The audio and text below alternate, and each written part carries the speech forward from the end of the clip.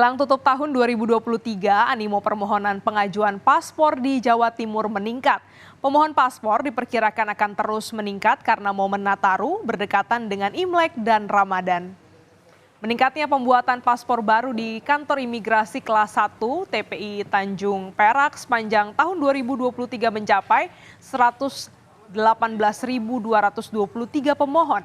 Jumlah pemohon paspor ini ikut menyumbangkan penerimaan negara bukan pajak sebesar 47 miliar rupiah, naik 32% dari tahun 2022.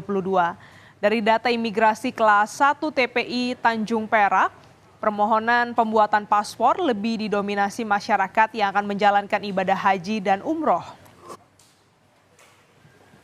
PNBP tadi mencapai 153% dan ini akan bertambah terus sampai akhir tahun nanti dari pelayanan paspor dan pelayanan izin tinggal yang banyak diminati oleh masyarakat dan adanya pembentukan kawasan ekonomi khusus yang mendatangkan orang asing di JP Gresik.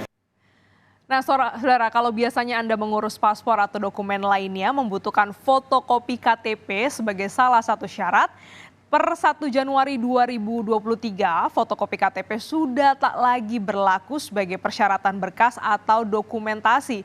Laporan langsungnya akan disampaikan jurnalis Kompas TV, Fedriska Ananda. Selamat pagi, Rizka. Jadi apa yang akan menggantikan KTP sebagai syarat pengurusan berkas atau dokumen?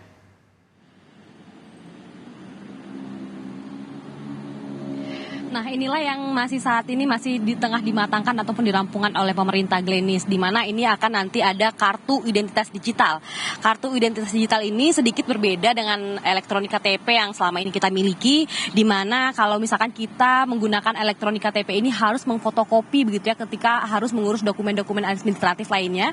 Namun nanti per tanggal 1 Januari 2024 ini pemerintah ini mulai mencanangkan atau mulai menghimbau masyarakat warga untuk beralih ke kartu identitas digital, di mana nanti ini bentuknya berupa aplikasi yang nanti akan terintegrasi dengan data Dukcapil yang dimiliki oleh Kementerian Dalam Negeri, sehingga ketika nanti kita harus mengurus paspor ke rumah sakit ataupun mengurus pelayanan publik lainnya, ini kita tidak perlu memfotokopi KTP yang seperti selama ini kita lakukan.